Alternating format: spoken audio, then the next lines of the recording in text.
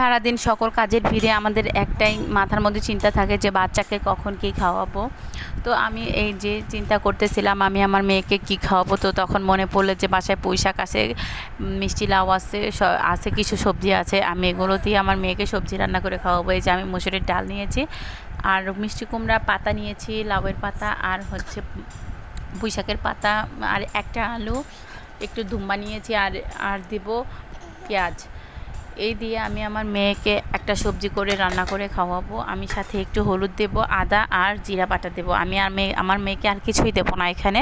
আমার মেয়ে হচ্ছে খায় না, ঝাল খায় না, তার জন্য ওর জন্য আমি বানাচ্ছিলাম, কিন্তু এটা বড়রাও খেতে পারবে রান্না করলে। যারা অবশ্যই ঝাল কম খায় বা ঝাল খায় না তারা। আমি যেহেতু সিজারের পর আমি ঝাল না খেতে খেতে এই পর্যন্ত অভ্যস্ত হয়েছে, আমি সেই ঝাল কমই খাই। আমি খাই না এখানে, আমি একটাও মরিচের গুঁড়ো বা আমি একটা শুকনো মরিচ, কাঁচামরিচ কিছু দিইনি। এগুলোকে ভালো করে মাখিয়ে নিয়ে আমি এখানে পরিমাণ মতো পানি দেব। পানি দিয়ে আমি সুন্দর করে এইটাকে বসিয়ে দেব। আমার মেয়ে এইটাই খায়, ঝাল কম খায় দেখে ওর বড়দের খাবার খেতে পারে না। আমরা যেগুলো খাই ও খায় না, সেগুলো পানি দিয়ে ধুয়ে দিলেও আমার মেয়ে খায় না। তো আপনাদেরকে একটা কথা বলে রাখি যে দিন শেষে যারা আপনি আমার ভিডিও দেখবেন, আমার ভিডিও দেখে আমাকে কমেন্ট করবেন, আমি অবশ্যই আপনাকে কমেন্ট করব। আর মানুষের জীবনে তো সব সময় একই যায় না, খারাপ ভালো দিন মিলিয়ে যায়।